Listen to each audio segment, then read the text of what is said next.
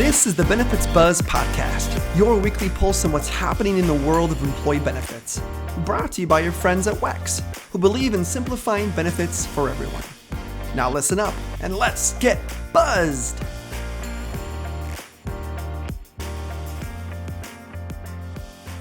Hey everyone, and welcome to another episode of Benefits Buzz. We have got a fun one in store today. We've talked about this topic, Kelsey, in a number of different ways, but never quite like this. And of course, our topic today is around wellness, right? And we know I don't want to say we beat it, like a dead horse. I hate that cliche, by the way. I don't even know what that means. But we've talked a lot about the importance of wellness, especially this day and age, especially what we've been through. But what we haven't talked about, Kelsey, is incentivizing, right? Like we wish that we would have a benefit and people would just take advantage of it. But all our HR pros listening, no, that's not always the case, is it? Yeah, I love it. I mean, I don't think we can draw enough attention to employee wellness and the concerns that face employees nowadays. So I don't think we're beating the horse dead. I think it's just one more episode to really, share awareness. Right. It's not, and it's purposeful too. I like to make fun of ourselves when we do this, but there's a reason we're covering these things the way we are. And it's because this is what we're hearing from HR professionals about what's on top of their mind and absolutely wellness and taking care of the mental health and physical health of their employees is that. And I think this is an interesting discussion. And so I want to introduce our guest today. His name is Jim Miller. He's the CEO of Crowdfit. Jim, welcome to Benefits Buzz. Thanks for having me. Yeah, absolutely. Well, Jim, we want to dive right into this. And I think I kind of tipped our hat a little bit about what we're focusing on specifically when it comes to wellness and incentivizing behavior, right? We know that those benefits are out there, but I think our conversation is, what can we do proactive to make sure they're making the best of the benefits that you have provided to them? And that is what Crowdfit's all about. And we can't wait to tap into your expertise here. So let's talk about, let's just kind of set the stage first here. So walk us through some of the primary reasons employee wellness matters, right? To HR professionals and to employees who are incentivizing. Well, and Eric, actually, I'm going to interrupt you because it wouldn't be a podcast if I didn't interrupt you at some point. I actually think that we should pause for a second, back up for those listening. And I want to hear from Jim what Crowdfit is. You're the CEO of this company. I think we need to at least set the stage with, what Crowdfit is, what you guys do. That's a great point. Thanks, Kelsey. Sure. So Crowdfit is the only cashback wellness rewards program in the United States and Canada. We fund our own cash rewards pool using our revenues to give back a percentage of our revenues and cash rewards to our members on a randomized basis every Monday. So they're designed to enhance and complement whatever the employer can do in funding their own rewards. Our cashback rewards provide an additional incentive to the employees to engage in living a healthy, active lifestyle. I love it. A super simple mission, but easier said than done, right? And definitely, I think employers have learned that when you incentivize your employees to do something, it happens a little bit more often. Well, and I think employers also don't want to have that parent-child relationship and be the arbiter of rewards to their employees if they can avoid it. And so with Crowdfit, we can actually provide those cash incentives through our own cashback rewards. And then if the employer wants to complement that with what they can do internally, well, then it just becomes a double win for the employee. I love it. So it's really complementing, their overall wellness and employee benefit strategy, it sounds Exactly. That's exactly right. Yeah. And if there's anyone that knows, thanks, Kelsey, for making sure I totally forgot to do that and give Jim his opportunity to talk about what he and his organization does. And I think the beauty of that is there's anyone who's on the pulse of employee wellness initiatives and incentives, it's you, Jim. So thank you for sharing. And let's get back to that question because this is great. But why does this matter, Jim? Why is this important, especially now for those listening? Can you kind of spell it out for the importance of wellness and incentivizing those behaviors? Yeah, I think there's a lot of things that employers are concerned about, especially in the HR department. One is trying to prevent employee burnout by creating a fun, healthy environment for employees to be working in and engaged in.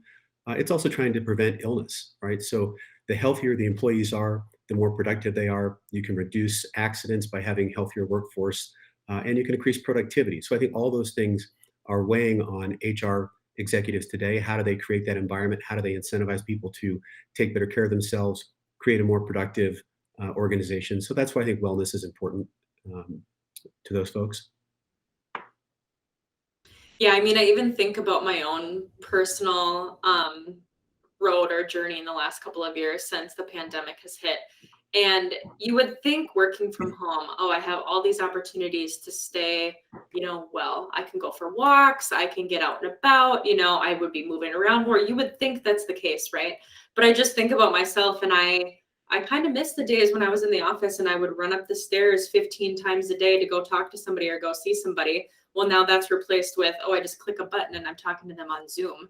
Mm-hmm. And those, that adds up in a day. When you think about your overall wellness and the activity that you have. I mean, I stopped wearing my Fitbit for a reason.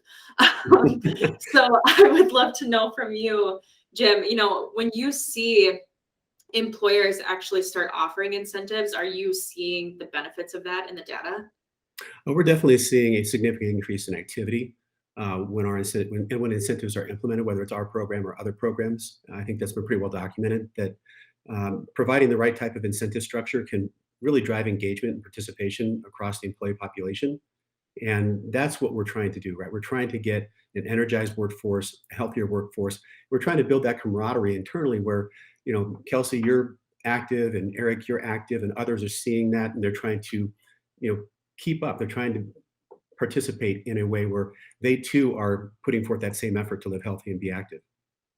Yeah, I can definitely see that, there's a reason why a lot of these, whether it's fitness trackers or whatever, have those competitions involved. And I get notifications when, my crew, is working out. I'm like, oh man, I need to work out too. And I think that kind of taps into, oh, right. Like you see that habit, you're motivated by others. And I think your program helps does that. And I have to imagine, Kelsey talked about it, right? We're sort of, there's a tendency to fall into that work from home slump for those that are. And I would just love to understand, what have you seen over the past 18 months? I have to imagine that there's been a lot of focus on this. And I only ask because, I think listening, if I'm an HR pro listening, especially in this world of the great resignation and people are looking at benefits and wanting to be, how do I attract and retain talent? It's also about knowing what other organizations and employers are doing to help motivate that. Have you seen an uptick in kind of these wellness initiatives? Have you seen a focus on employee wellness just in your space? Is this something that HR pros are putting a lot more emphasis on? And if so, how are they doing so?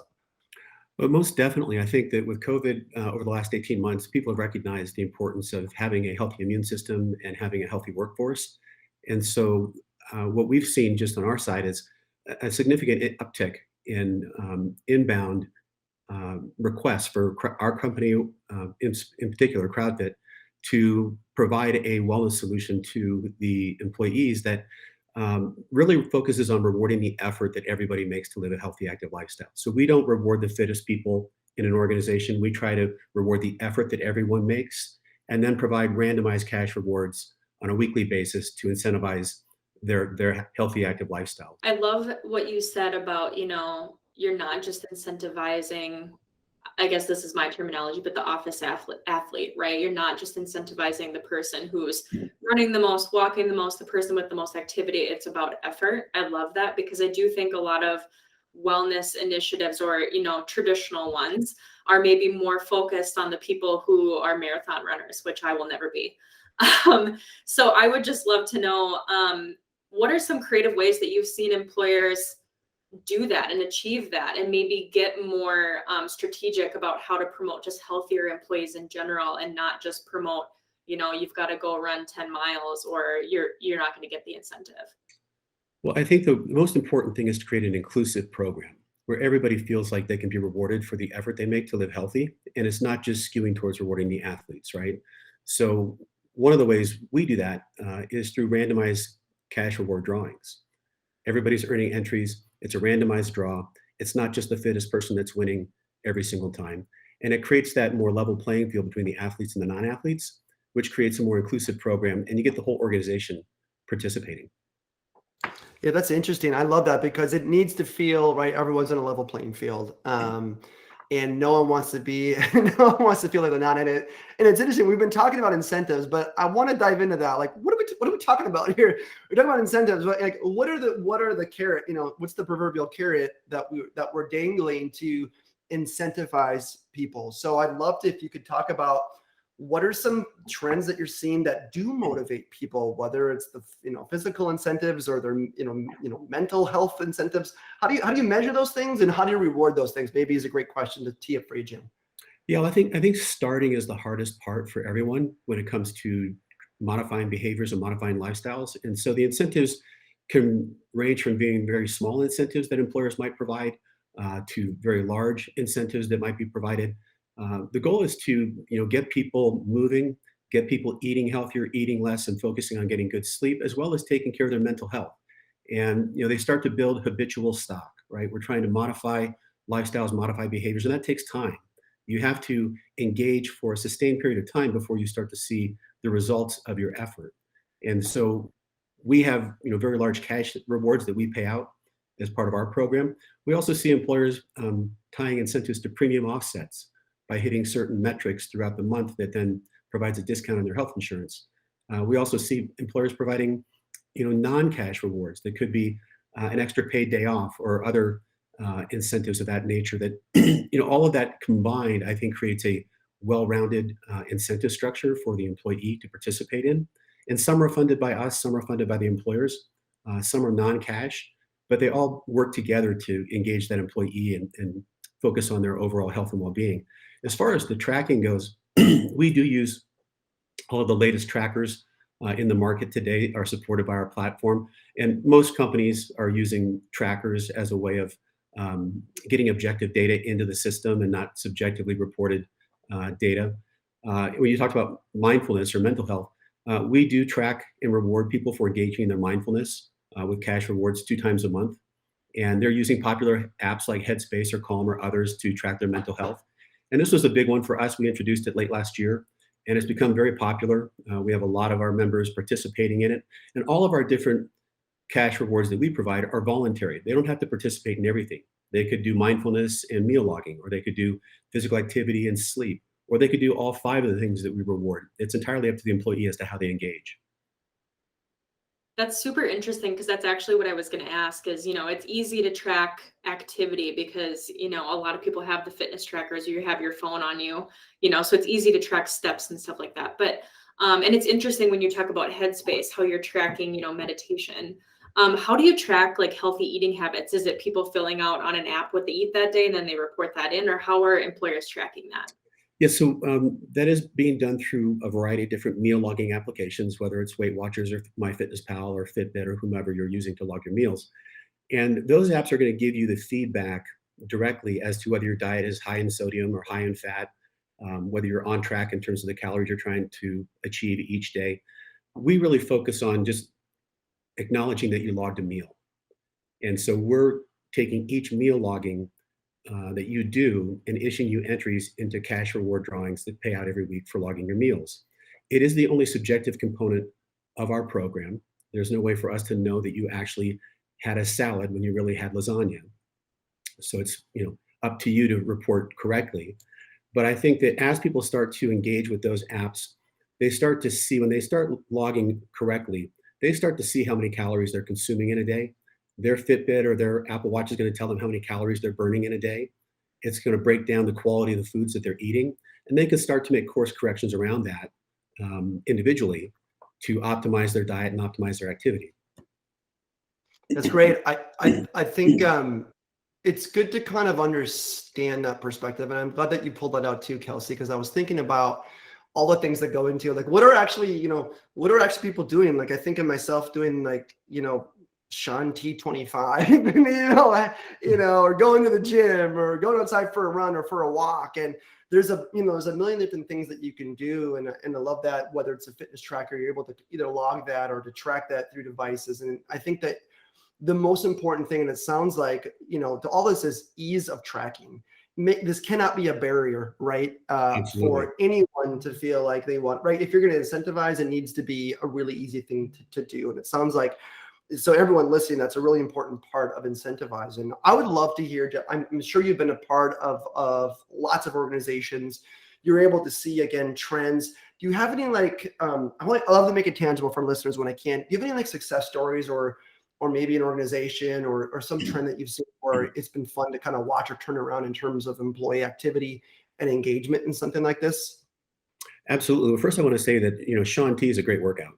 Number one. It's a great workout. Thank you. It's a little dated, but it's a great Well, workout. no, Thanks, Jim. it's a workout. I've done it before. It's a workout. And I think the important point, and you kind of touched on it, is that we wanted to create a low impact, high value solution where it was very easy for the employees to get the credit they deserved for the work that they did each day by using trackers and other technology to automatically record that information into the system. But also, we recognize that people don't have to become CrossFitters and paleo eaters and half marathoners. Most people just simply need to move more, eat healthier, eat less, and focus on getting good sleep. And so if we can just get people to start to do that, it can have a huge impact on their overall health and wellness. As far as a success story, we have a client called Pacific Source Health Plans. They have about 800 people, maybe 1,000 people in the company. And they have a culture and a leadership within the organization that has really embraced wellness. And our program in particular has been with them now for about 4 years, all right, 3 or 4 years. They've won about $120,000 in cashback rewards from Crowdfit across their population. And they have about 85% of their employees participating in the program every month. So they're a very active, very highly engaged group. And they've seen the results of this. They've been able to stabilize their healthcare expenses. They've seen people lose significant amount of weight, and they've engaged almost the whole entire organization. So that point I made earlier about it being inclusive, where it's not just skewing towards rewarding the fittest people in your company, you now have the ability to get everyone engaged, everyone can be rewarded, and the culture and the organization becomes healthier and more productive. So that's probably one of our best examples of a success story. I love that. I mean, I can't help but wonder, do you have any success stories? Because I feel like we keep pulling back to the activity and the physical activity part of it. And I'm just curious about, when I go online right now, or when I watch the news, you're hearing about employee burnout, you're hearing about people leaving their jobs. And I'm just curious, like, what success stories or what initiatives or incentives have you seen employers do specifically around like meditation or taking breaks or being mindful of when you need to get away from your computer, get away from work for a little bit and just rest? I mean, anything related to that, because I know that's a hot topic for employers right now. Well, I definitely think employers are more sensitive to the importance of mental health and well-being, and trying to give employees those opportunities to take breaks, care for themselves in that way. Starbucks in particular announced about a year ago that they bought Headspace Premium for all their employees.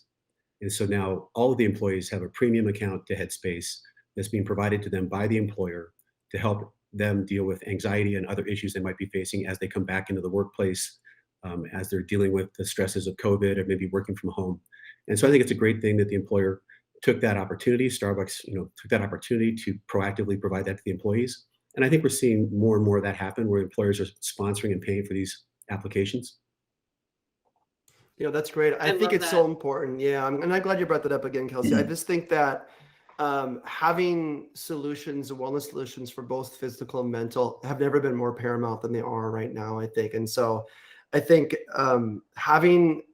being thoughtful and mindful and having a program that helps address that for your employees, it couldn't be more timely. Like you said, whether it's benefit enrollment season right around the corner, but really thinking about that and looking at your options is a really smart. I think about what we have here at WEX and how I leverage our benefits that we have. And I think it's really good to take a good look. I know that's why I think this episode is so timely, because of that. And it's good that we're talking about ways to really help people motivate themselves. Jim, this has been really, really insightful. And I definitely know people listening have put some thought into what they offer first and foremost, but how they really actively incentivize their employees to partake in the benefits that they have, which I think we can't just build it and they will come. I think we have to be really smart about how we get them engaged. As we close this episode, I want to be mindful. We've talked about a lot of things, but is there anything else that you'd like to, provide our audience? Anything, maybe if it's a final tip or a final word of wisdom when it comes to kind of incentivizing that wellness initiative, whether it be mental or physical wellness? Well, I think what we've seen over the last 5 years with all the different types of companies we work with is that when the HR team or the benefits team is looking to implement a wellness program of any kind, I think that they need to make sure that the company leadership is 100% behind the importance of wellness within the organization and that they walk the talk. Because if you're getting a wellness program pushed on you or provided to you by the HR benefit team and leadership is not leading by example and embracing it, and then the employee kind of feels like they're saying one thing and doing the other thing, right? And that does not create the right type of environment for a program to be successful.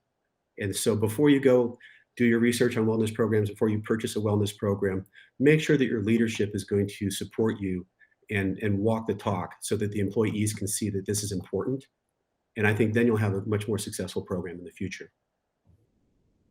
Such great advice. I mean, we've talked about that a little bit on the podcast in the past, just leading from the top and making sure that they're on board. So such great advice, especially around this topic. Well, it's no different as a parent of children. If I tell them to eat healthy and then I'm over eating junk food, they look at dad and they go, what's going on here? Dad's doing one thing and telling me to do something else. And it's no different if leadership's not behind it. You're going to have a lot of people disengage or not even participate because they don't believe it's important. Yeah, so true. I love it. Great analogy. I'm guilty of it myself too. Yeah, for sure. Well, Jim, this has been a fantastic conversation.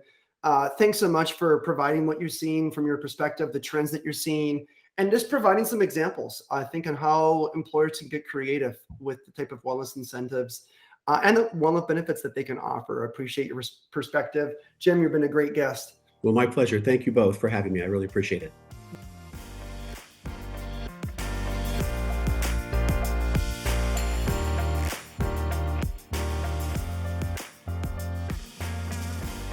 WEX is in the business of simplifying benefits for everyone. Now, although we certainly hope our podcast sparks some aha moments, like that was pretty cool, but of course we cannot provide legal, investment, or financial advice. And, well, therefore, nothing shared in this podcast should be interpreted as such. We encourage you to seek out appropriate professional advice regarding your plans. Hey, congratulations! You made it through our disclaimer. Thanks for listening.